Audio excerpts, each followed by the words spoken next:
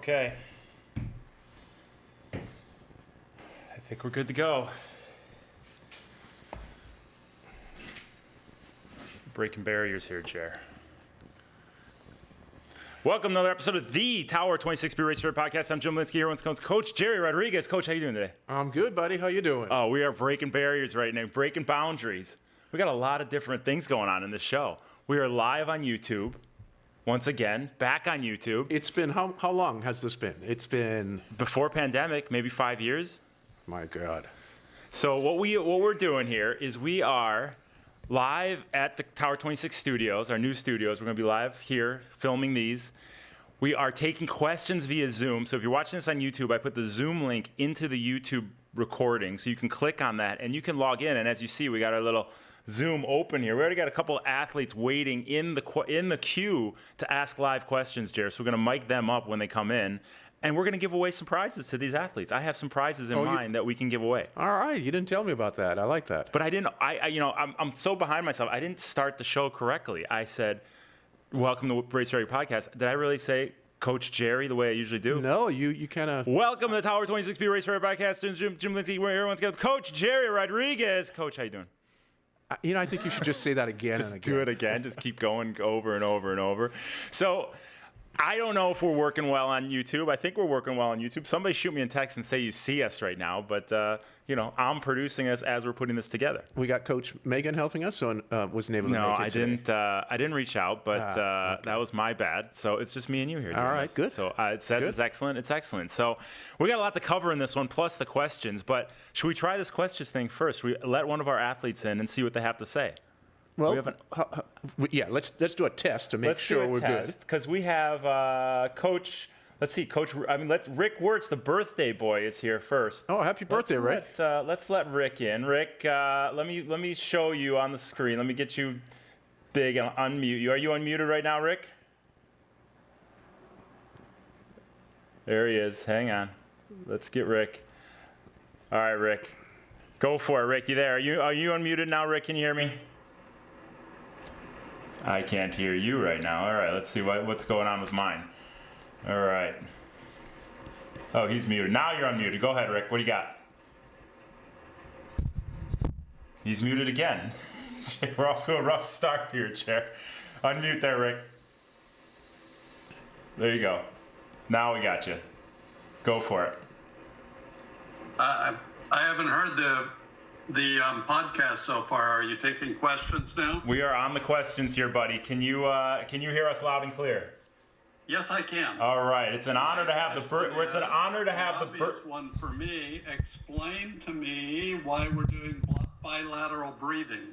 Why do we as coaches want our athletes to practice breathing to both sides, Jared? So what Rick asked, if you have a tough time hearing what he asked. He asked, why do we practice breathing to both sides, or bilateral breathing? Why would we want to practice breathing to both sides, Jer? Well, on a personal level, Jim, I hate breathing to both sides. I'm really good on one side, or highly comfortable on one side, and a high amount of discomfort on the other side. Yep. But we do need to develop some skill on the other side, because we're going to be in open water. And at times you're going to have, you don't get to call the conditions, right? The conditions dictate what they're going to be on event day. And you could have wind chop, water chop, a huge amount of wind blow, just adverse conditions on the side that you're breathing towards. So it's good to have the skill to breathe on the other side to make it more comfortable. Yeah. And you don't have to do it constantly on that non-comfort side, but you at least need to be able to breathe on that side. Yeah, well, what I like to do is I like to film. When I say, okay, I want all you guys to go do, we're going to do 100. I want you to breathe to your opposite side. And I say, it's going to feel like you're wiping your booty with the wrong hand, right? But where do you come up with this? I videotape it, and then I show these guys, and I say, this is how horrible you look breathing that side. We obviously have work to do. Also, I see somebody walk in, they walk like Quasimodo, right? They have a hunch in their back, and I say, this guy's only been breathing to one side. We got to even it out, because I'm not doing this to help your swimming. I'm doing this to help your looks. Your the way people see you when you're walking through the mall, Westfield Pavilion.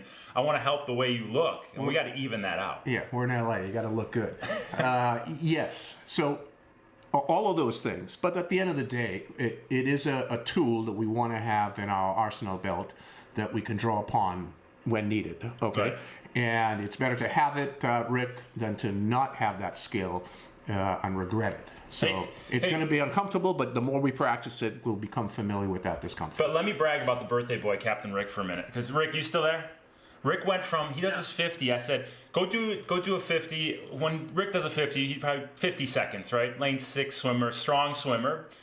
About 50 seconds. He goes to bilateral breathing. Rick, what were you breathing? What were you coming in at when you were breathing to the other side as well? About 40 seconds. 40 seconds, this guy. He changed his swimming completely by breathing to both sides. Can you believe that? I don't want to say I have all the answers, but I have most of the answers, Jer. That's actually impressive. Yeah, it really was. Rick, because it's your birthday and because I love you, I'm going to give you a copy of Tower 26 Triathlon Swimming, Master Open Water Swimming, authored by very own Gerry Rodriguez. And guess who's going to sign it and give it to you, Rick? A signed copy by me for you. Wow. No, Jerry's going to sign this. I'll give it to you at practice next week. For you, buddy. Okay. Just for you. All right, sounds good. Thanks for asking. Thanks for chiming in. Jerry, we're thinking outside the box here. And this is what I like. That's why I like this phase of training. Because what are we in? Are we in the technical phase of training? We're in the technical phase, just started, officially begun this week. Officially. We've been in a sort of a transition out of race ready phase, right? Yep. Into our technique phase. And with this being the official first week. That's right. But the thing is, with this phase of training, whether it's how we're kicking or how we're pushing each other on the side of the deck or pushing each other in the water, whatever we're doing, we're thinking outside the box as to how to do things differently. As maybe many new people new to the system have never practiced this type of technical training. Well, I think we should touch on this for a bit, right? Yeah. Oh, of course. So, Thanks, Rick. you guys, we're in the way Tower 26 works. We've got 5 phases to our season, okay? And we begin phase 1, which is the new year, into the new year of training right now. It's our recovery phase after you go through a year of a heavy training load and racing. It's time for recovery, get some rest, take your mind off of all the stresses that come with racing, right? Travel and everything else, and utilize this period of time for recovery. And then we also use this as a perfect opportunity for working on good mechanics, good swimming mechanics. So as you know, we break our swimming mechanics during this phase, phase 1, recovery and technique phase. We break it into 3 categories, right? Tautness, and that's the platform, that's the bedrock, the foundation that all of good swimming form is built upon. And then we go to alignment, and then we top that off, cherry on the top, with propulsion. Many coaches, and even athletes in particular, when you get a question, Jim, and somebody asks you about doing better at swimming, they may ask you something specific. Isn't it almost always the case they're asking you, what do I need to do with my arm beneath the water? Always. What do I do, right? Yep. Well, that's the top. That's the propulsion thing. But that doesn't really matter until you have alignment in place, and most importantly, where we start off, tautness, proper body posture, right? How we hold our frame, the appropriate dosage of tension that you apply to the muscles to be able to have good level in the water, head, butt, heels, 3 touch points, always kissing the surface. That's necessary. That's the foundation of everything. It's no different than what we talk about this in workout. You can have you've got this gorgeous home here, and we're in your studio here. But if you're home, and you've got these gorgeous windows, you were showing me outside the beautiful pool in the backyard. Oh, yeah. Gorgeous windows, gorgeous sliding door. Gate's always open. You come over, you come in, you have a beer. I'll expect you to be back there, banana hammock, hanging out, bronzed up, any day of the week, Jer. Those days are long behind me, my man. But you can have all these beautiful windows and doors, but if you don't have a proper foundation of the house, good footing, they're eventually going to come crashing down. Exactly. So the foundation here in swimming is body posture, body tautness, body tone. What's the appropriate tension? How much? How to hold it? How to get there? How to do it? Yeah. And that's what we spend several weeks going over during this period. Yeah. And we're going to talk about this EO paddles that you have right next to you right there. And a lot of it is how much force are you producing on the water. But that force is useless if you don't know how to hold your body. So that's why it's perfect to start with that foundation. I love that analogy that you used of you can only build so high if you don't have the strong foundation. Well, exactly. And when we get to, and, you know, I brought these in as a sort of almost as a prop for us to talk about what the future is going to look like down the line. But we have to be able to hold good posture. You look at a triathlon, half Ironman, Ironman, even Olympic distance races.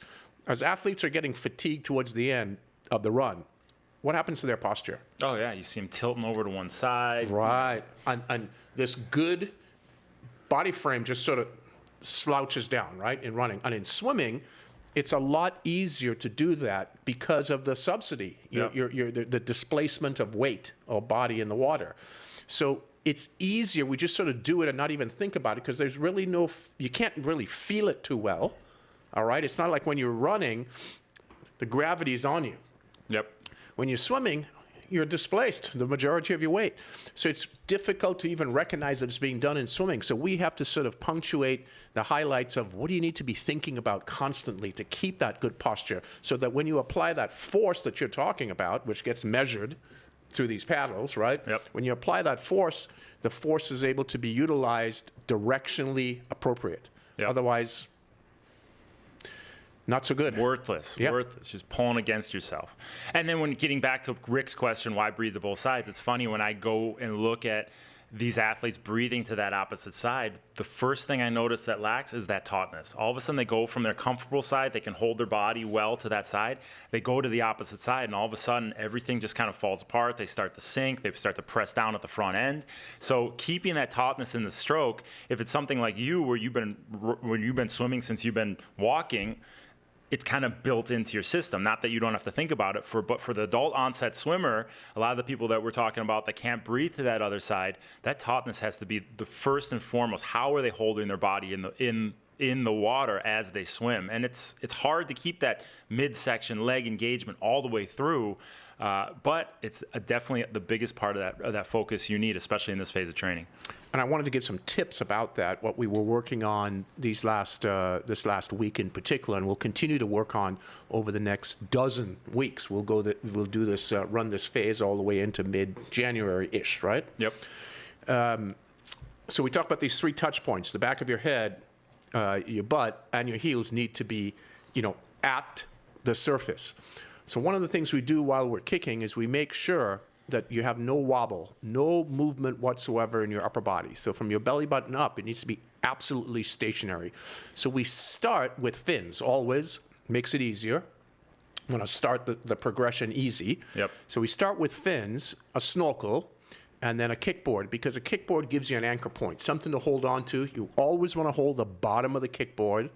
You can either hold the rails at the bottom, or you can just put 4 fingers at the bottom and your thumb at 4 fingers on top of the board, your thumb at the bottom to get secure. Stretch your arms completely out forward as far as you can in front of you, so your biceps, depending on the width of the board, right? Your biceps are touching your ears. And then we're kicking gently, and kicking tends to send this vibration up your body. And what we want to do is have the belly button upwards stationary. And what I've found these last few sessions I've been coaching, I've asked our athletes to close their eyes just for a few seconds, 3 or 4 seconds. Close your eyes, because as you know, as you close, and this is one of our biggest senses, right? Yep. So you close those eyes and let your senses open up in other areas, and you'll realize you can feel if you're wobbling more. Yep. And then you can talk to the appropriate, dose out the appropriate tension to stop the wobbling. So eyes closed when you're kicking.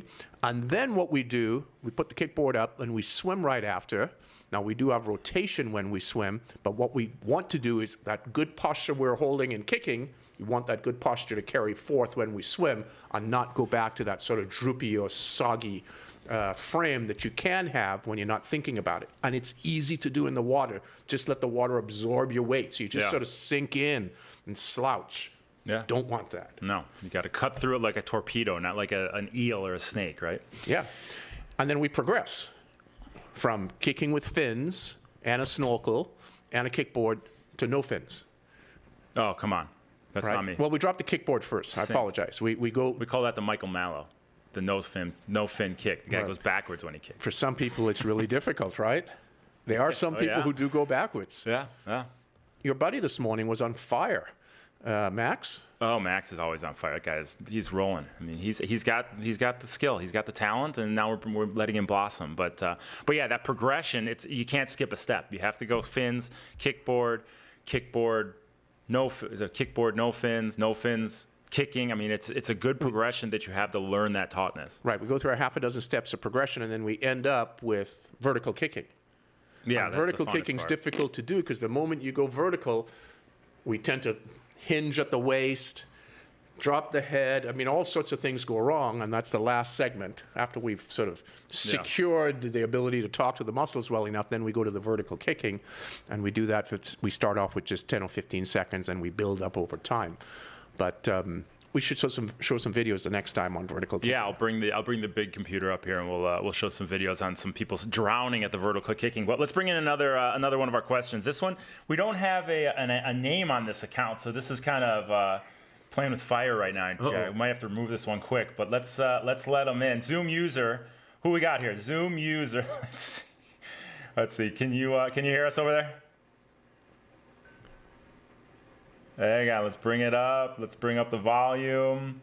All right. All right. Turn down your YouTube. Turn down your YouTube computer and just speak into the Zoom. Let's see. Can you hear There us you go. over there? 5-second delay, Jer. We got the 5-second delay. All right. Beautiful. Welcome. Tell us who you are. Where you from? I'm Nancy Mosley, and I'm on Power All right. 26. Turn down your YouTube. Turn down your YouTube computer. See, this is what and happens just with 5-second into delay. The Zoom. All right, how's that? All right. Good. Go for it. Can you hear me? Got you. We heard you. Shoot. Okay. Can you hear me now? Yes. Gotcha. 5 seconds delay. All right, how's that? All right. Good. Go for it. Can you hear me? Got you. We heard you. Shoot. Okay. My question is, on the ride this morning, Okay. I'm still. Yes. What do you want me Gotcha. to turn off? Sorry. Just mute the YouTube. Look at this. This is what happens with live recording, Jer. So if you're waiting in the waiting room when you come on, we got to mute the YouTube so that doesn't come into the microphone on the computer. There you go. All right, is that better? Yes, now I got you. Beautiful. Name, where you from? What do you got? YouTube. So I'm Nancy Maggio. I'm on your Tower 26 program. Nancy Maggio. She's on Tower 26 program. All right. Go for it, Nance. All right, is that better? Yes. Now I got you. Okay. Beautiful. Name. Where you from? What do you got? Nancy Maggio from Palos Verdes. I'm on your Tower 26 Nancy program. Maggio. She's on Tower 26 program. All right. So I was on the ride this morning. I have a question because I'm doing Indian Wells. When I am upright on my bars and then I go down into my tri bars, my power drops. And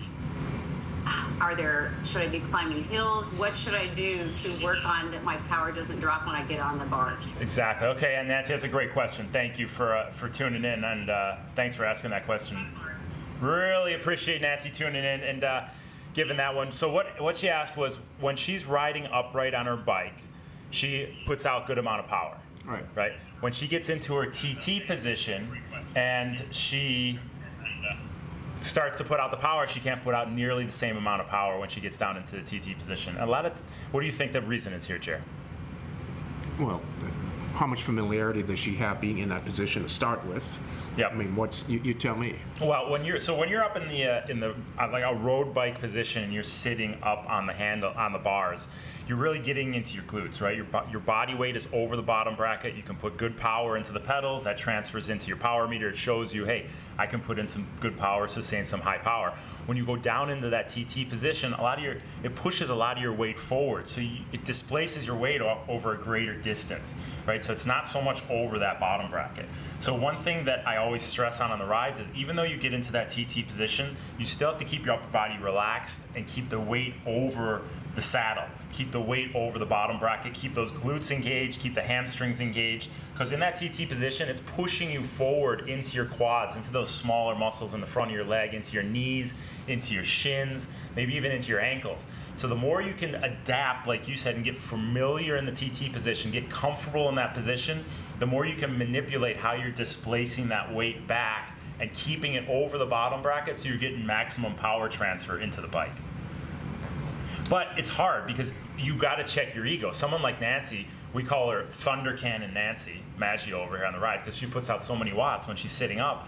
When she gets down in the TT position, that drops drastically, and it checks your ego. So your first thing you want to do when you get down in the TT position, you're not seeing the power that you want to see, is sit back up so you can get that power. But you got to stick with it and adapt to the position. And it's not about sitting there for an hour at a time. You go in for 30 seconds, out for 30 seconds, then maybe longer the next time, then a little longer the next time, and slowly you adapt to how you feel in the position. And eventually, you can get that power in the TT position to be equal to what you have in the more sitting up road bike position. Well, you know, similar to Rick asking that question about breathing on your non-comfort side, Yeah. like anything else, you're going to have to spend some time doing it. Yep. Adaptation will occur over a number of sessions, typically 10 sessions, right? Yeah. Yeah. Takes exactly. a few weeks. Yeah. And then she'll start seeing her power numbers not necessarily come directly in correspondence with what she did, but they'll climb. Yep. Yeah, exactly. And yeah, you think about a road bike too. A road bike, I always talk about the seat angle of a road bike versus a TT bike.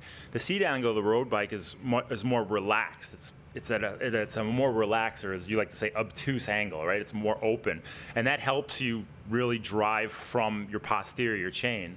When you get into the TT bike, that's a tighter angle. If you look at the position Right. of the seat tube, it's more straight up and down. It doesn't allow you to get into the glutes as much.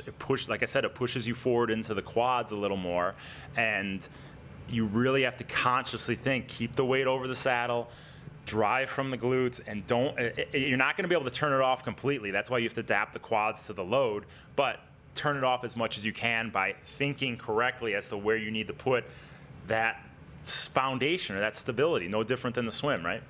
Right. Totally agree. So what's next on your list that you want to cover? Well, I want to come back to our tautness and make sure we cover all of these points so our listeners and viewers can really know what to work on. Something as simple as pushing off the wall, Jim, Yep. is an opportunity to set up proper tautness. So rather than doing soft push-offs or thinking, why am I even bothering to think about what to do in a push-off? Because I don't need to push off in a race, right? Yep. In open water. Majority of the races are in open water. Some are in pools, but very small number. It is an opportunity to have a very strong, powerful push-off. It creates an opportunity to set up proper tautness. Because if you do a very powerful push-off, not a soft one, but you put in good force and good power, all the way from head down to toes, it sets up your posture in the proper position. So you start off your first few strokes correctly, right? Nice and long, the correct muscular tone and tension within the upper body. And then we start swimming, and what typically tends to happen is that tension and that posture starts deteriorating slightly towards the end of the length. But the good news is, which is why we prefer swimming and training and coaching in short course pools, 25-yard, 25-meter pools, because the other wall comes up soon. So you get a chance to reset and go again. Obviously, as you get much better at this, then swimming in a long course pool is fine, or swimming in open water. But you utilize the walls during your workouts to have fantastic push-offs. And count, have a cadence of this, 1001, after you push off. As you push off, count 1001, 1002, and then at 1003 you can start swimming. So you're gliding along beneath the surface, about 1.5 feet beneath the surface, with a powerful push-off, and then on the 3,000 count you start swimming, and you've been set up properly for success. I use the flags. I say, if you don't get past the flags, go put your shoes on and go run. The flags, the Yes. backstroke flags, Yes. that are, how far are they? Yeah, What are they? 15 feet from the wall. Correct. I use the flags, and usually John Swafford, old man John. Of course. I say, John, if John can get past the flags, anybody here can get past the flags. Because if I don't stress get past the flags, he pops up 2 feet off the wall. Right. So Alex? I say, John, get off if John can get past the flags, old man John can get past, everybody can get past, and then everybody does it. Yeah. That's what I do. I ridicule to make the gains. But no, I as a swimmer, when I'm there swimming, I love the push off because I just look at it as an opportunity to like you just said, to re-engage in that posture, get the feeling of what it is to hold that body correctly. And like you said, it's only 25 yards, but as you get to 20 yards in, that starts to lag. You start to lose focus a little bit. So it's a really great opportunity with those 25-yard or 25-meter pools to just reset every time. I do it every time I swim. And it helps in your stroke count to get across the pool. You can knock a stroke off with a great push-off, right? Adds to efficiency. And if you're able to really maintain that good posture, let's say a guy like you that's maybe 20 strokes a length. I'm just making a number up for easy chatter. Yeah, insult me, it's fine. 20 strokes a length. Maybe you get to 19, right? Yeah. And you try to maintain that 19 consistently. And you'll find all of a sudden you're up to 20 or 21. What does that do? And you got to go recheck. How's my posture? Did I push off the wall really well? Did I get that proper setup? Yeah. To have success. Yeah, and it's almost doing like intervals at the track or intervals on your bike. You do a 40-second output, reset for 20 seconds, do another 40-second. It's not like you're doing a continuous FTP or VO2 max effort. You're resetting every 40, 20 seconds of recovery, hit it again, and it's no different than that. It's just, getting fresh, pushing off the wall, and doing it all over again. So I want to go over a few things that we chatted on, and we didn't talk about this. You forgot to bring it up, which is unlike you. So we only have so much time, Jared. We can do this daily. If you want to start doing this daily, now that we're live on YouTube, we can do this every day. And remember, if you guys have questions, the Zoom link is in YouTube. We have a couple in the bank, so a couple people in the waiting room. Hold tight. We'll be there. I think the new setup here, going back to what we used to do several years ago, you sort of forgot the progression. You would welcome me in, which you forgot to do. I forgot. Right? I just got excited. Yeah. And then you would say, hey, Jared, what did we talk about in the last episode? Yeah. Which, it's all throwing me out. This is all new. There's a lot going on here. Next one, I'll be into it. All right. I'll have props. I'll have a costume on. I'll take my mask off. Everything. So last episode, we were gearing up and preparing everyone to get ready for what was the big race happening in Hawaii. Kona, right? Kona, baby. Yeah. So let's spend a couple of minutes on Kona. What were your thoughts on that race? Did you see it? I watched it. Yeah, I watched the whole thing. I think me and you should be on the broadcast on the ones and twos. Me and you running it. But other than that, I think we should be taking note of the athletes who came through and did well, and the athletes who looked like they were doing well, but in the end maybe didn't have the best experience. Because it's a total testament, in my mind, to racing your race. You go into it fresh, prepared, without overworking, and then you go in and perform within your ability levels. You find a lot of, and it's ability levels on the given day. It's not ability levels necessarily what you plan to do, because you have to make adjustments as you go through the race. Maybe you're not feeling great on the swim. Maybe you need to back it off a little bit and make the realization, hey, if I go too hard now because I'm not feeling like going this hard, I should back it off. I'm going to have more energy to bring it in the run. So how do we go step by step for a moment? There's so much stress on a lot of these guys that race to perform that they try and go outside of their comfort zone. But yeah, let's go for it. Well, I did not see the entire race. I was coaching, and by the time I got back home, they were a few minutes into the bike. So I did catch 95% of the bike on all of the run, but I did not see any of the swim. Okay. Did you see it? Yeah, I watched it. Yeah. It was. I mean, I looked at the results. I know all the details. Yeah, I mean, it was just a big group of big group of professional men swimming together. I think it eventually split into 2 and then 3 groups, but it was a big mass of swimmers and swimming fast, together. 47 minutes, right, fast, to 47:40-ish for the first group of 18 guys, I believe, somewhere like that. So that's fast. That's a big group, a big lead pack. Yeah. Right? So there was a lot of hustle going on from the very beginning. Right. Then the second group at the 48s and 49s, and then what was Cam? 52? Yeah, I think it was 52. 5 minutes down. Third group of 5 minutes down. Yeah, and he said, I almost wanted to quit when I got out that far back. I was embarrassed, is what he said. So 3 groups stuck together pretty thick most of the way. I think about halfway they split into 2, and then the third group formed, maybe 3/4 of the way through or whatever. It was pretty close most of the way. So it wasn't like anybody got dropped right off the start. And what's your quick take on the bike? The bike is, I always say it, you got to remember bike for show, run for dough, right? You can be the fastest, and you see it in Kona year after year after year. There was a lot of biking for show, that's for sure. That's what I'm saying, that it's sexy to lead. You have the helicopter above you. You have all the motorcycles with you. You have the press truck riding next to you. It's a lot of hoopla. You got a lot of adrenaline.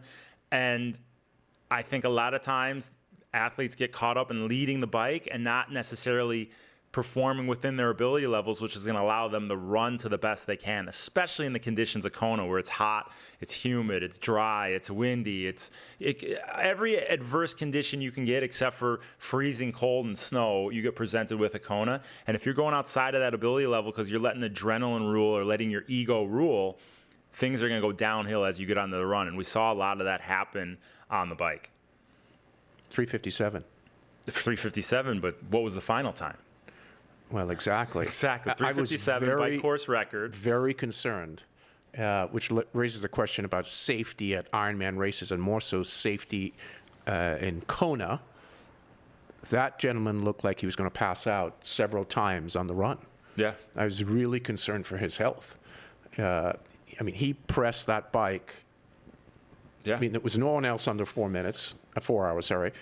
He was 3:57. I think the next fastest was 4:02-ish. I think Cam rode 4:03 high. A lot of athletes were under 4:10 and 15-ish, under 4:15. Jim, when you broke 4:30 in the men's race, that was big news not too long ago, right? Yeah. So that gives you an idea of how hard these athletes went for it on the bike, and then it was just carnage. Yeah. For the most part. And that's why if we go back to Cam Wurf's race, I'm so proud of the guy because he raced like a mature athlete. Instead of being the guy who had to prove to everybody that he's the fastest cyclist in the sport, he raced. He came out late in the swim, which is fine. He texted me afterwards and saying, I didn't swim well, whatever. And I said, you swam within yourself. You didn't do anything special that maybe on that given day you weren't meant to do. You got on the bike and you rode smart. Sure, you had a fast bike split, but you used other athletes to move through the field, but without being a superhero. And then if you look at the way he ran, I saw him running this shot to him at mile 18 or 19, right around where the wall sets in on the marathon, and he was just driving right through it. Sure, he was in pain, but I think because of the way he paced the race and he performed within himself, and I think Patrick Longo was the same way. These guys, until the last 10K of the run, you weren't really seeing. Beautiful runner, isn't he? Oh, beautiful. You weren't really seeing much of these guys. And then all of a sudden they came out of nowhere and they just closed it out strong. And it reminded me of when Craig Alexander used to race. Yes. When he won 3 times in a row. You wouldn't see the guy swimming, biking. You wouldn't see him. And then Craig would come out of nowhere and just win the race because he performed within himself and was able to close it out strong. And I think that's a testament to us as coaches. What we have to really preach to our athletes going into these races is perform within your ability levels. Don't think you're going to be superhuman on race day. And if anything, pull it back and wait for the run to really show what you can do out there. And at the end of the day, we're talking about the professional division here, obviously. It's still an 8-hour race for them. It's 7:40 to 8 hours. Day. At the pro end, there's still, Jim, pacing required. Careful effort, dosage, effort management.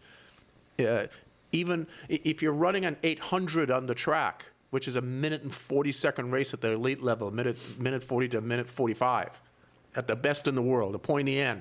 Still pacing is required. Yep. Now we're talking 7 hours and 40 minutes to 8 hours, and I thought we saw. I felt that many athletes did not race professionally. Yeah. It's what it appeared like to me. Well, I like to look at it as, learn from their mistakes, right? Yes.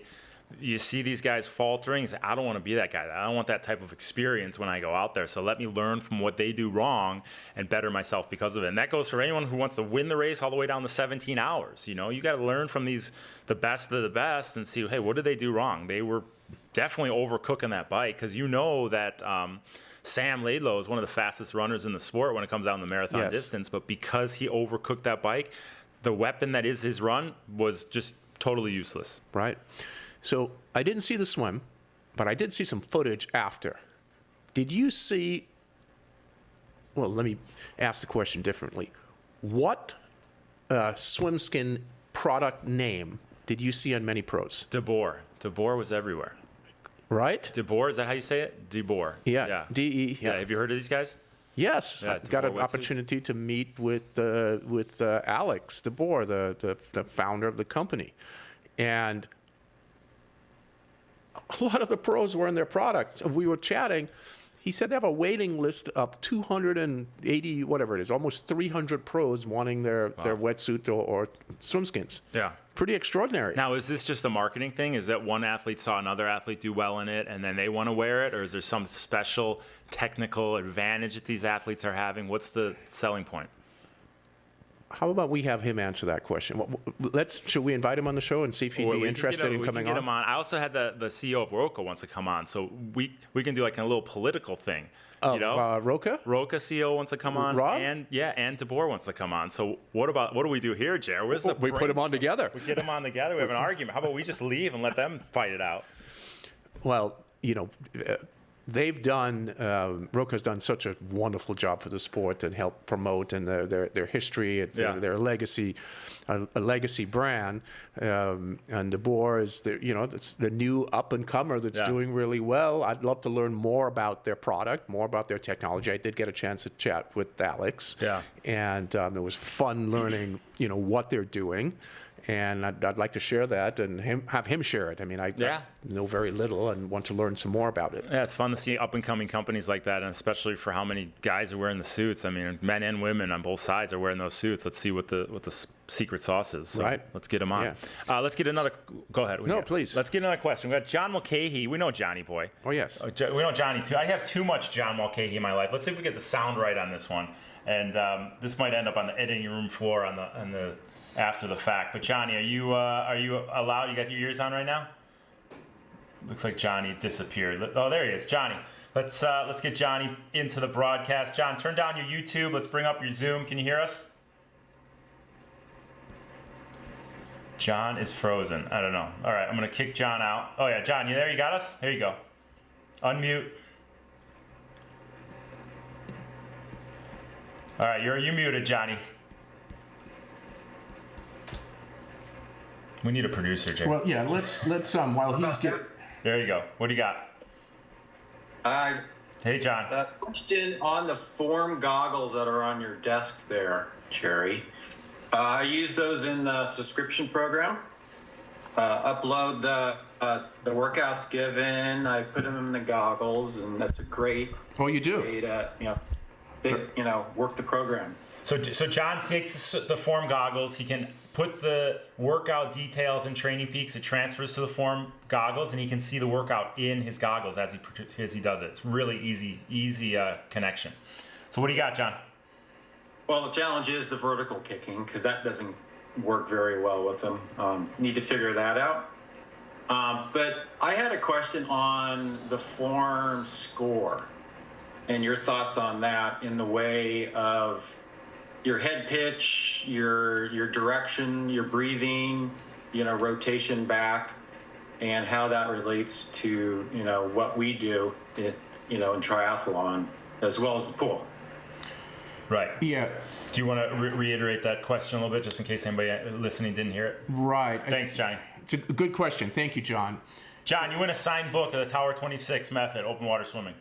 I'll bring it to you next week. Yes, John, thank you for the question. His question is about there's what they call a coach's. What's the name? After you swim, you get a form score. Right, it's like, on the form app. It's like their coach. They call it their coach. We have the form goggles here. They give you. Right. They've started giving you a score on your head position, on your breathing timing. It adds up all that at the end and gives you an overall score as to how you executed the swim. Right. There are different categories of scores, and then there's a sort of a general overall score. What do I think about it? I think we should have Scott on from Form to go into detail of all the elements of those different scores. I think it's extremely helpful. Yeah. Now, we can get into the nuance of is the data that they're utilizing to drive those scores the proper data for triathletes for open water swimming, okay? Right. Let's make the assumption, just to create a little bit of controversy, that it isn't. However, even if it isn't, and let's say your score is a 20 out of 100, which you would feel like I've miserably failed, the objective is still to improve. So you can go from a 20 to a 30, right? Yep. If you're a 70, you can go from a 70 to a 75 or 77. as an example. So we get these scores that we could work on improving in all the different categories. The length of time it takes you to turn your head to breathe and come back down. The pitch of your head, is it up too high? Is it tilted too much? These are all good, very good data points that we've never been able to have the opportunity to get them. Actually, real time, you can see the little dial in the goggle moving around. So I think they're all excellent, and I think we should invite Form on. And the reason I brought these, Jim, I'd like Form to be a sponsor of our podcast, or one of the sponsors of our podcast, because we talk about it constantly. And I want to talk more about their product because I think it's single-handedly the best product that's come on the market in the last 50 years. Yeah. And here's what's bothersome to me. Coach Jack Fabian, that's one of our insanely excellent coaches in swimming. Jack was on the coached, I think, a half a dozen to 8 USA national open water teams. Jack was at a conference this last weekend, and I wrote down the name. Where is it? Craig, I believe, Craig Lewin on Beyond the Breakers was the name of the conference. It was an open water conference, and it attracted open water enthusiasts, right? Mm-hmm. Jack was telling us that many of the attendees, most of the attendees, have no idea what Form goggle is, and they don't use it. And now these may be adult onset swimmers, some of them. They may be master swimmers. Yeah. There were more of those, less of triathletes. The fact that they're not using this product is crazy to me. Single-handedly, guys, best product on the market for swimming in the last 50 years. Because you get the app here, and you can't really see it. If I had my iPad, it would be a little easier to see. But you can bring up all your feed, you bring up your activities, and it just gives you. I mean, it gives you distance per stroke, stroke rate, stroke timing, cadence, all that kind of stuff. In addition to all those scores, the head pitch, the timing of the breath, and without seeing a video, you see exactly what you're doing in the water. And it's real time. Yeah. Real time. I mean, these data points like cadence rates and strokes per minute and so on, and you can get your splits by 25s or 50s, however you want to set it up. The thing is, we would get this data, or athletes would get this data after a race is completed, a 200-meter freestyle, 400-meter freestyle, whatever distance it is you're racing in the pool. There'd be coaches on the sideline or sort of, data miners on the sideline pulling this data in, and then they'd get it to the coach, and the coach would get it to the athlete after the race. This is all real time now. Yeah. So we've moved out of the dark ages. Unfortunately, swimming, and I could say this, this is the background I've come from. Swimming is in, and still in, to some extent, the dark ages relative to riding and running. Yeah. And triathletes are so knowledge hungry for all the right reasons, because you're trying to improve upon in 3 sports, right? Yep. So you're always looking for an edge, however you can get that edge. And I don't know why swimmers haven't really hopped in the bandwagon as much. They should. It's a fantastic product. Well, just the head time, the head pitch, or where you're holding your head, the little game you play with yourself. It has a top line and a bottom line, and you got to keep the little ball as you're swimming. Right. In the lines, and if it's out of that line, either you're too high, you're too low, you're off to one side, you're off to the other side. So just having that real-time feedback as to what your head's doing, it's not lying. A lot of times I look at it like, my head's not moving back and forth. The goggles are wrong. No, I'm wrong. My head's moving. Wait a minute. It shows me I got to stabilize it. Showstopper. Yeah. Levinsky admitted to being wrong? Wrong? No way. Not me. But that was good. We didn't even hire Johnny to ask that leading question. No, we wanted to talk about that. Well, I brought these 2 things because I think these are 2 wonderful products. Everyone uses goggles, so this is what I think you should be using. And then these paddles, you guys, they're called the EO paddle, and they have sensors on them. You take the top off. But point is, you wear this over the palm of your hand. The strap goes on the top, and the sensors here on the bottom, and you swim with these. So it's a very small sensor here, and you go through, and this measures force, directional force. If you're pushing water downward, lateral one way, lateral the other way, upward. Many of us enter the water and hands extend forward and upward, so that's pushing water in the wrong direction. We want to be pushing water straight back, so that's another measure. And then many of us finish the swim stroke pushing water upward at the end, which is not correct. And it measures that also. So this is a wonderful tool that we've been utilizing, right? Yep. In fact, we talk about this every Tuesday on our 2 p.m. calls with our athletes. And you get scored in all of those categories. And that's just one function of this product. It's pretty amazing. I got you can't really see it right there. You can't see it. We'll show it on a bigger screen next week, but it shows the path of the hands. It shows how propulsive you are. It shows how much downward, upward force you have. And I was going to show the graph of the one we did yesterday, but it's really, really great feedback. Well, it breaks it out. You get all the categories. So out of a 100% score, you get what percentage of force you're directing backwards. And that's the optimal one, right? You want to direct force backwards, you go forward. So that should be your highest score by a long shot. Then and that's as a percentage of 100. And then you'll get a percentage of what do you push force to the right, push force to the left, push force upward, push force downward. And you want those other four, right, left, up, and down to be much lower. But you really want the propulsive force to be super, super high. And what we're finding is we're seeing a lot of lateral movement, forces out to the sides, right? We're seeing a reasonable amount pushing water upward, which is definitely not good. Very little people with hand drag at the front, but we do see it to the extent of maybe 8 or 9% for some, 1 or 2% for most. Yep. And the majority of the propulsion or the majority of force is coming from downward and backward, but it's a matter of what ratio should it be in. Yeah. Well, it's funny because I read the book. Do you ever read the book Boys in the Boat? And they talk a lot about... Saw the movie. Didn't read the book. But the book is great. Yeah. They talk a lot about, rowing. Yes. It's all rowing. It's about the 36 gold medal U.S. rowing team. And the way the oars move through the water, that's exactly how our hands should be and arms should be moving through the water. All you're doing is moving water from front to back. But us as swimmers, with all the breathing, the exit of the hand, the rotation, our hand, our arms, our body, it wants to move in all these different directions. These EO paddles show you where you're losing that momentum and that power and that force, how much is going to that front to back movement, and how much is being lost up, down, back, front, all the other ways.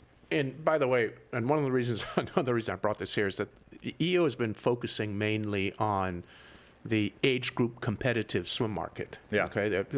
Said differently, the Olympic athletes, your NC2A collegiate athletes, your high-end athletes. This product is so incredible for triathletes and master swimmers. You should have one. Yeah. If you're spending hundreds of dollars on any piece of bike equipment, I'm looking at your bikes here. Yeah. Any piece of bike equipment, you should have one of these. Well, we should get that guy on here too. What's his name again? Max? Al? What's his name? Oh, from EO? From EO, yeah. Well, there were several guys. Well, it was Alex that came to our location. Alex. I got it. Speaking of Alex is waiting in to ask a question. So Alex Marito, one of our athletes on the East Coast, is in here. Oh, good. Let's unmute him. He was West Coast. He moved East Coast. He's coming in Zoom right now. Hopefully turn down that YouTube. Alex, we're excited to have you on the airwaves. And let's get you unmuted. And what do you got for us? Gerry is very impatiently waiting for your question. Hey, bud. Hey, Gerry. Hey, Jim. Yeah, quick question. Whenever we talk about training overall, it seems like people talk about in terms of hours, how much you're training for a certain event. But I'm actually curious, what do you feel a beneficial training load is over the different distances, right? There's like Ironman distances, half Ironman distances. If you're looking to actually become super competitive like age grouper, like what is like an average amount of time you're actually dedicating to the each craft or overall in a week for that? Right.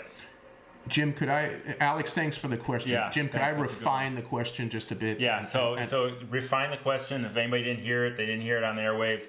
What did Alex ask here? Yeah. Alex, great question. It is a great question. Alex is asking, how much time should one spend training within each sport and collectively all the sports in preparing to be a competitive age group athlete for a half Ironman or an Ironman race? So I'm going to refine that. Why don't you go ahead and start with the... I hate to say what Coach Jason Smith says all the time, but it depends. Jason Smith always says depends. And I told him, Jason, you're not allowed to say that it depends anymore unless you're putting on the product that you need because you pee your pants when you're older in life. we're not saying it depends anymore. I want exact answers. But in this case, Alex, I'm going to use Jason's. It depends. It depends on who you are, right? It depends on how much time you have available in the day. Alex has a young family. He's got a young kid. He's got a wife. He's got a full-time job. He wants to be competitive. It's all about fitting the correct training into Alex's time available to train. And it doesn't mean I have 3 hours in the morning, I have 3 hours in the afternoon, I have 6 hours a day to train. We have to rest, we have to recover, we have to eat, we have to sleep. So you have to take all of that into account too. So it depends on the individual athlete. That being said, you got to do it right too. Just like we do the year-long progression, we go tautness, or we go technical phase, foundation phase, sharpening phase, race preparation phase, race ready phase. Yes. I look at an athlete as the same way. Someone doesn't go from 0 to 60 or first-time triathlete to professional triathlete overnight. You didn't start as CEO of Tower 26 on day one, did you, Gerry? Yeah, I did. Well, but actually, he did. That's why I wasn't very good at it. You don't go to Apple, or you don't go to Starbucks. You don't say, I'm going to be a barista today, tomorrow I'm going to be CEO. It takes time to develop into that athlete. But if you're along that if you're on that developmental path and you're becoming stronger and stronger and stronger week over week, month after month, year over year, and you have that consistency and you have that focus and that prescription that Gerry likes to say, feeding the time available to train into your schedule with a coach who knows what they're doing is what the answer is to that. It's not go train 30 hours and be a pro. It's training within yourself.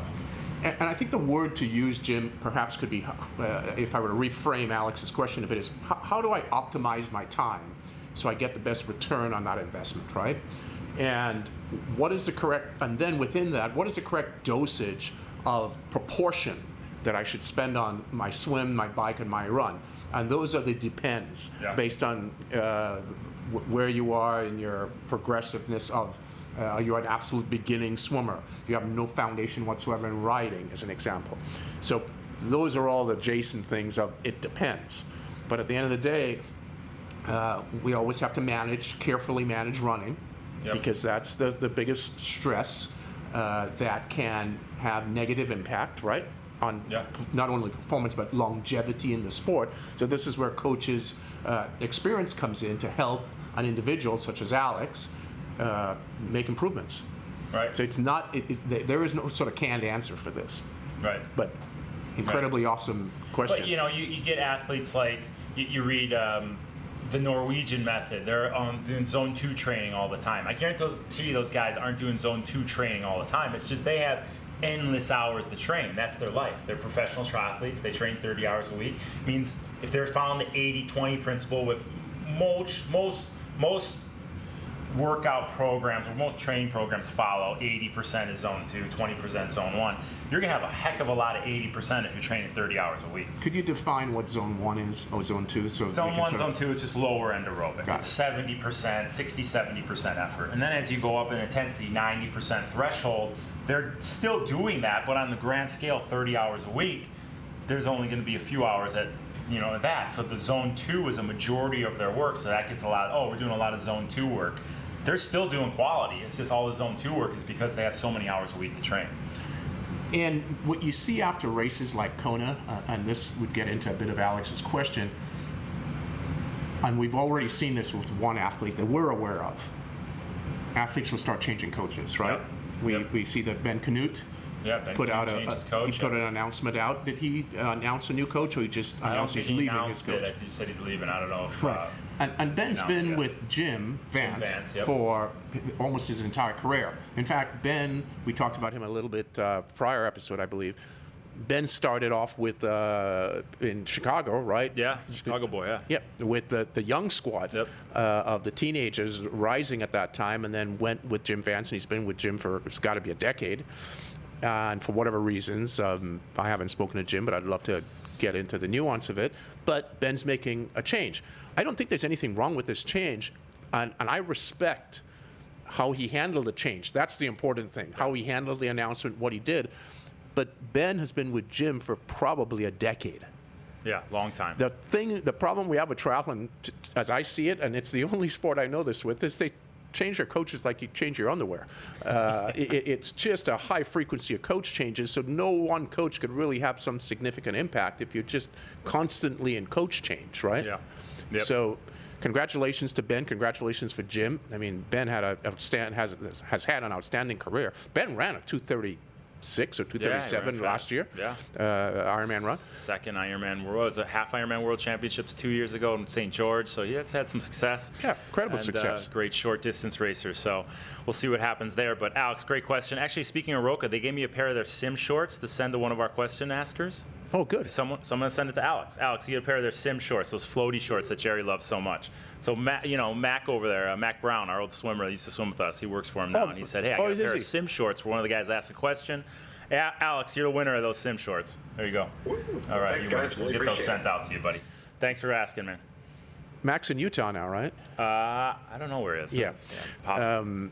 That's good news. Yeah, there you go. That is good news. So yeah, we talked about Ben. We got a lot on the list today. What else do we have to cover? Well, we were doing some vertical kicking today, and as you know, we're in that phase, we're our tautness phase, and we're going through the progression of learning to hold good body posture. And once we start this off, Jim, it takes a handful of sessions to nail down vertical kicking, right? And the amount of whining this morning, I mean, I should have brought some cheese to go with it for those guys. Go to the Napa Valley. There's so much wine out there. Well, it was crazy, complaining, and it's hard to do. And I had to tell these guys a story when I was a kid swimming at a meet in Miami Springs. This is way back when, early 70s. And not an exaggeration, there were several thousand kids at this meet. It was this large age group meet. You can imagine what the warm-up pool looks like, right? It was like impossible to get any warm-up in because you have like 60, 70 kids in each lane. And the coach finally said, get out, go in the dive-in tank, 15 minutes of vertical kicking warm-up. 15 minutes? What? So when you're whining... Wait, 15 seconds or 15 minutes? You heard it correctly. 15 minutes. Yeah. So when you're whining about 15 seconds and 20 seconds of vertical kick, I don't want to hear it. 15 minutes? Did you do it? Of course you did it. Of course you do it. The point is, when you get good at vertical kicking, it is actually easy to hold good posture, and it's very easy to kick. It sounds like it's difficult, but it's not. It really isn't. Now, what's difficult, if you want to know what's difficult, you look at water polo goalies. They take the 5-gallon bottles, right? Yeah. That you have on your water dispenser. The 5 gallons filled with water, and they're holding it up in the pool, doing their kicking. Oh, God. To maintain, so they can have good, strong legs, so they can elevate themselves to block the balls coming into the goal. So we're not doing that. We just got your arms at your sides. That's it. Come on. It's funny. Did you hear the Disney cruise ship in the Caribbean saved some people who had went overboard or their ship sank? I think the story was their ship sank. A Disney cruise ship was coming through and saved these people. Did you hear the story? No. It just was like 2 days ago, and it's funny because it timed with the beginning of our technical phase. And actually, also time with their earnings announcement today. Well, here's the thing. Their ship didn't capsize. It was some Tower 26 swimmers. They jumped off their boat, and they were just sitting out there in the middle of the Caribbean, vertical kicking. The ship came by, and they said, hey, we need to save you. They said, no, fine. Coach Gerry told us the vertical kick will be here for another 3 days. They saved them anyway, but it screwed up their workout. So that's what we'll be. You guys go out there, you go in the Pacific, go in the Atlantic, whatever you want to go and do some vertical kicking. Cruise ship comes by, just wave them on. I'm just doing Coach Gerry's workout here. Well, Bob Iger, the CEO, is a fan of triathlon. I mean, he's done a fan of the big guy. He sent me some athletes already. Come on. Right, okay. Come on. We'll get Bob Iger on the show. Get him sitting here in the hot chair. See what's going on. Do we want to talk about a workout of the episode today, Jer? Let's talk about this morning's workout. We don't want to go detail to detail, but we're going to open up this morning's workout for you guys, the technical phase, so you can see all the detail. Go to coaching.tower26.com. We can talk about, you do all the kicking, do the swimming. How do you work vertical kicking into a workout? Do you do it right at the outset? Do you do it midway through? Do you do it at the end when everybody's fatigued? Where do you work in the vertical kicking now that we're getting into this phase of training? Good question. Once you show, let's come back to that. Once you show the workout, I want our listening and viewing audience to make sure that recognize that this workout there are many different segments to it, and that is not normal for us. We typically have a warm-up, a pre-main set, and main set, and that's it. There's sort of 3 parts to every workout generally. During this phase, though, there are many, many more segments to our workout because the workout gets highly detailed and much more complex only from the perspective of complexity related to the technical demands that we're trying to teach. So you'll see many sort of smaller sets as we had this morning. With vertical kicking, we do a graduated process. In fact, in our session this morning, we had an easy warm-up, and then we went into some kick swims. We had fins on, and I had our athletes do about a 500. Let's make it a 600 for easier to explain. It was 500 for some, 600 for others. But it was a 50 kick, 50 swim. They got to kick with their kickboard, Jim. Arms extended, snorkel on, eyes looking straight down, got to hold that good body posture. And fins on as well? With fins on, of course. Yeah. So the boots of their fins are the straps touching the surface, butt at the surface, back of the head at the surface, body lengthened out, long spine line all the way through. Kick a 50, and then swim a 50. And you have to carry over that good posture to the swimming. And you did that for half the distance, or 300 in this example. And then I had them take the snorkel off, flip over onto their back, and kick on your back. Now, you're never going to kick on your back. You're not really going to swim backstroke in a triathlon, but why are we doing this? This is all about body awareness, proprioception, learning to be able to talk to all the different muscles, especially in your core, to be able to get your body nice and flat and balanced and not get soft or not get too tight. It's learning to dose out the appropriate amount of muscular tension for the demand of what's being done. So we had our thumbs are interlaced, arms are straight above the head, biceps touching your ears. In swimming, swimmers are going to listen to this and go, he doesn't know what he's talking about. We put hand over hand. That's not important for triathletes, okay? Putting thumbs together is plenty fine because many triathletes don't have that mobility yet. So exactly how you're demonstrating it is perfect. So just this is fine. Stretch out so you can get your biceps to touch your ears. You want to get as far back as you can. And then we lean in slightly, a little bit of pressure between your shoulder blades, leaning into the water. That helps the hips and the tips of your fins get to the surface. So again, your face is going to be exposed, the tip of your hips will be exposed, and the tips of your fins are touching the surface. So they're the 3 touch points. And then you flip over and swim. So we did this all the way through as 50 kick, 50 swim. And then we progressed into another segment where we took the fins off. And we brought the kickboard back. So you had something to stabilize on, kick, swim again, right? Yep. And then we did, more of that kick, swim stuff, all awareness, closed eyes, all these segments as we touched upon. So we probably went through 40 minutes of execution of learning this awareness, and then, to your point, we got to the vertical kick segment. And when there were short bouts, there were 20 seconds on, 20 seconds recovery. So a 1-to-1 work to rest ratio, and we did 8 reps. And you can show, how do you hold your arms when you're vertical kicking? Yeah, so they're always in line with your shoulders. So right here, and they're not in front. We tend to want to put them in front. We don't want to do that. We want everything, hold them back so you have proper posture. Open up the chest, you sit right here, just wrists above the water, and that's it. As we become better at this, we'll raise the hands up higher and higher and higher. But in the beginning, just the wrists the palms need to be out of the water, and they're in line with your shoulders, right in line with them, not in front of them. And just hold that proper posture: head, chest, belly button, hips, knees, ankles, toes, straight line. All this stuff that you're saying is, and we spoke about this on our Team 2 p.m. call yesterday a lot, is our thoracic mobility. If you're holding those arms back and you're getting the mobility in that thoracic spine, if you're extending when you're pushing off the wall, if you're getting those thumbs intertwined and squeezing your biceps on your ears, all that's working that mid-back mobility, which is so important in swimming. We can go into a whole episode on this. Well, yeah, which is what we did almost yesterday. We did that on our 2 p.m. call. All this is subconsciously getting mobility in that mid to upper back, which is so important in swimming. We don't want to swim like we're one big block. We want everything to move separately and have that mobility to catch the water, get the elbow up without letting the hips come out of alignment. And everything Coach Gerry's saying here with those focus points is not only getting that tautness and getting that feel for how you're holding yourself in the body, in the water, it's also allowing you to get mobility in the right places subconsciously. Yes. So it's that progression, and then we end off the workout with a fair amount of, not a fair amount, but we did some swimming at the end at a lower effort, making sure that our athletes were holding that good posture.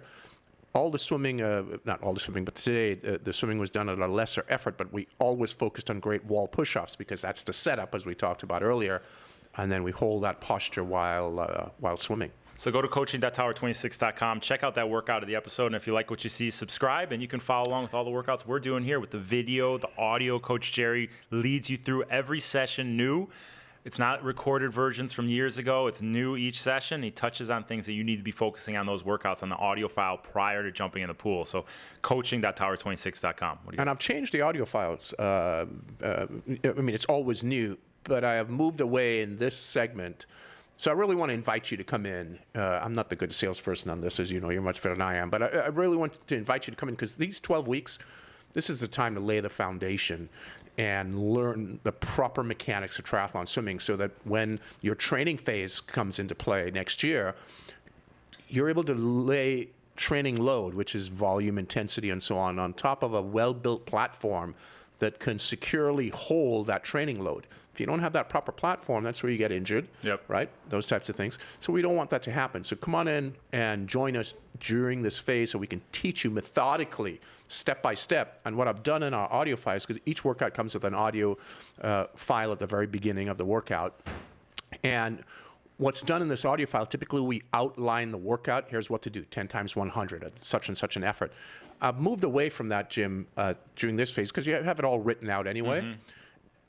And I'm going over specifically the points that I want you to think about while you're executing these exercises, these drills, this kicking segment, the vertical kick, what your thought process needs to be, such as closing your eyes for 3 or 4 seconds, what you need to be thinking and feeling during those several seconds, and what you're looking for, and then be able to execute that. So it's more the tips as to if you were swimming with us that you would be getting if I were or Jim were coaching the workout. No, all I say is go harder, go harder, go harder, go harder. Let me see the book over there. So if you want a Cliff Note version of what we do day in day, year in year, go to Amazon, get Triathlon Swimming, Master Open Water Swimming with the Tower 26 method. Coach Gerry wrote this with Emma Kate Littleberry.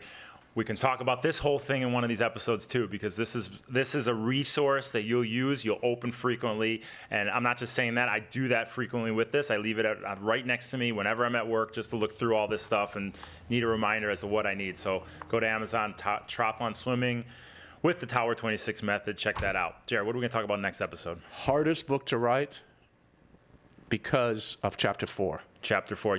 I would talk to this guy every day when he's writing Chapter 4. It was the bane of his existence, but it came out well, buddy. Chapter 4. Well, you know what we should do? You should read that live for an entire one of these episodes. You read the whole thing. God, there was so much, back and forth with the publisher regarding Chapter 4, which is the technique chapter, because you can write a whole book just on Chapter 4, and we have to limit it to one chapter. Yeah. Well, it's like I said, it's the Cliff Note version. You open it up, you use it as a reference, and you kind of see what we're talking about in these podcasts and in the audio files. So really, really well written. So thank you, Emma Kate, for writing that, because I know you didn't write that whole thing. You didn't you said the concepts, but she put the words on paper, and wow. Emma Kate went through our episodes, but fortunately, Emma Kate went through our program for a few years and knows the methodology, and she's won a few 70.3 professional races. I was kidding. I was giving you a dig. I know you wrote the whole thing, and word for word, you were in there.